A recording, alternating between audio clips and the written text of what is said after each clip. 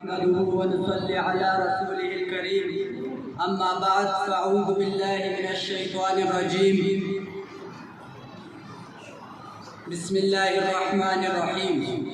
قال الله تعالى في القرآن المجيد والفرقان الحميد والذين آمنوا أشد حبا لله وقال النبي صلى الله عليه وآله وسلم المرء مع من أحب سبحان ربك رب العزة عما يصفون وسلام على المرسلين والحمد لله رب العالمين صدق اللہ العظیم۔ عشق اور مشق دونوں چھپے نہیں رہتے، عشق بھی اپنے آپ کو ظاہر کر دیتا ہے اور مشق بھی اپنے آپ کو ظاہر کر دیتا ہے، کیونکہ محبت الہی چیز ہی ایسی ہے، یہ طے شدہ بات ہے کہ جس شخص نے اللہ رب العزت کی معرفت کو جان لیا وہ اللہ سے محبت کیے بغیر نہیں رہ سکتا، اور جس شخص نے دنیا کی حقیقت کو جان لیا وہ دنیا سے نفرت کیے بغیر نہیں رہ سکتا۔ اللہ سے معرفت کا مطلب یہ ہے کہ انسان کے رگ رگ میں اللہ رب العزت کی محبت سما جائے۔ اس کی مثال یوں ہے کہ جس طرح اسفنج میں پانی ڈالا جائے تو وہ پانی کو اپنے اندر جذب کر لیتا ہے، ہوتا تو اسفنج ہے مگر پانی سے بھر جاتا ہے، اس کے نس نس میں پانی بھر جاتا ہے۔ تو اللہ کے ساتھ محبت کرنے والوں کی بھی یہی مثال ہے کہ ان کے رگ رگ میں اللہ رب العزت کی محبت سما جاتی ہے۔ ایک مرتبہ حضرت جبرائیل علیہ السلام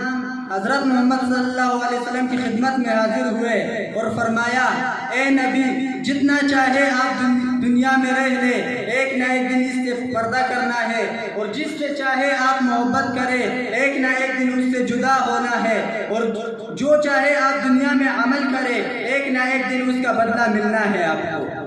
تو جو شخص دنیا اور دنیا کی چیز سے محبت کرے گا، ایک نہ ایک دن وہ اس سے جدا کر دیا جائے گا، اور جو شخص اللہ سے محبت کرے گا، ایک نہ ایک دن وہ اللہ سے ملا دیا جائے گا۔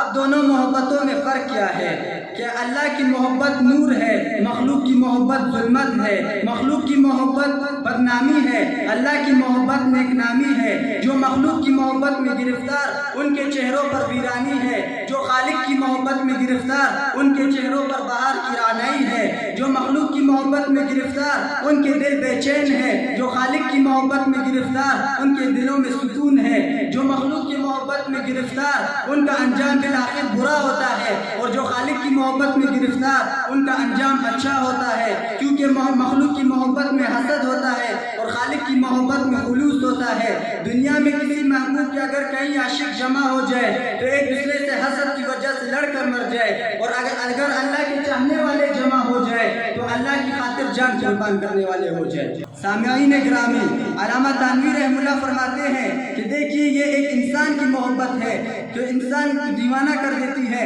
انسان اپنے بس میں نہیں رہتا، اس کی نام سننے سے تسلی ملتی ہے اور اس کو دیکھنے سے تسلی ملتی ہے۔ ہمیں بھی چاہیے کہ ہم اللہ سے ایسی محبت کریں کہ ہمارے رگ رگ میں اللہ کی محبت سما جائے اور اللہ کے نام کی تسلی ملے ہمارے دل کو، اللہ کے نام کے لکھنے سے ہمارے دل کو تسلی ملے۔ بس میں اپنی تقریر کو ایک شعر پر ختم کرنا چاہتا ہوں کہ کیا کہوں کہ وہ کتنا قریب ہے میرے، کیا کہوں کہ وہ کتنا قریب ہے میرا خیال ہی اسے سنائی دیتا ہے، وہ جس نے آنکھ عطا کی مجھے دیکھنے کے لیے، اسی کو چھوڑ کر سب کچھ دکھائی دیتا ہے۔ وآخر دعوانا الحمد